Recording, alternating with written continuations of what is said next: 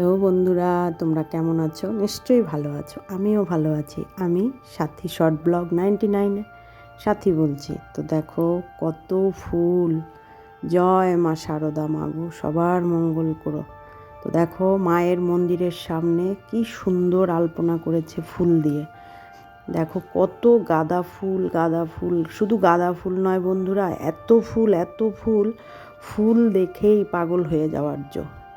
প্রচুর ফুল, ফুলে ফুলে ঢলে ঢলে বহে কি বা মৃদু বায়, তাই না বন্ধুরা? তো এই দেখো রবীন্দ্রনাথ এই গানটি ফুল দিয়ে রচনা করেছিলেন। তো আমি তো অত ভালো পারি না, তবুও দুটো লাইন আমি বলে দিলাম।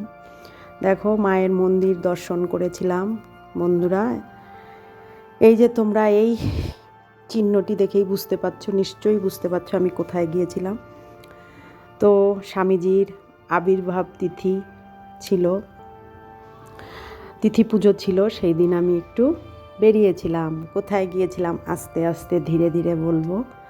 তো আমি এই ভিডিওটা ছোট্ট করে দিলাম, এরপরে আরেকটাও ভিডিও হয়তো বা আসবে। এটা আমার প্রথম পার্ট, তারপরে আমি সেকেন্ড পার্টও দেব, থার্ড পার্টও হতে পারে, জানি না। তো এখন আমি এইটুকুই একটা ছোট্ট একটা ভিডিও আপলোড করেছি বন্ধুরা।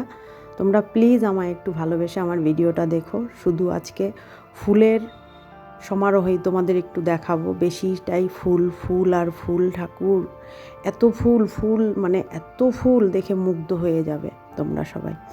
আমি তো সামনে থেকে দেখেছি, উফ, আমার পাগলের মতন লাগছিল ফুলগুলো দেখে, মনে হচ্ছিল আমি সব নিয়ে চলে আসি। তো মাকে দর্শন করে তারপরে আমরা ঠাকুরের উদ্দেশ্যে ঠাকুরের কাছে গেলাম, স্বামীজিকেও দর্শন করলাম। তো এই দেখো ঠাকুরের উদ্দেশ্যে ঠাকুরের কাছে আমরা যাচ্ছি। ঠাকুরের মন্দির দর্শন করতে যে ঢুকবো মেন গেটের সামনে, এই যে আস্তে আস্তে যাচ্ছি কথা বলতে বলতে।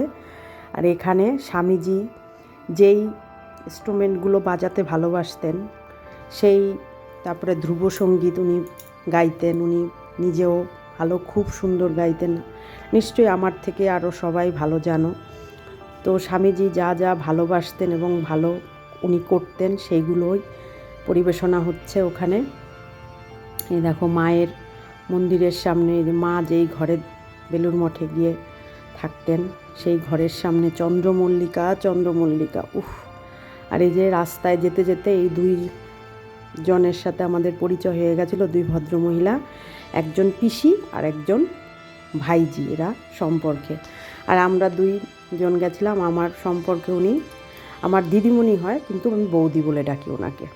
তো এই দেখো এই যে আরও ফুল ফুল, এইগুলো মানে নতুন নতুন আর কি বসিয়েছে, কিন্তু এগুলোতে ফুল খুব একটা, দেখো ফুলে ফুলে, বাহ, আমি যে তোমাদের কি বলবো না ফুলের কথা, আমি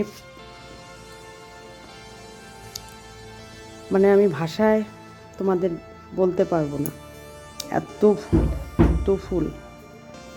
সকাল 9টা নাগাদ বাড়ি থেকে বেরিয়েছিলাম, বেরিয়ে তারপরে 12টার মধ্যে ওখানে ঢুকে গেছিলাম।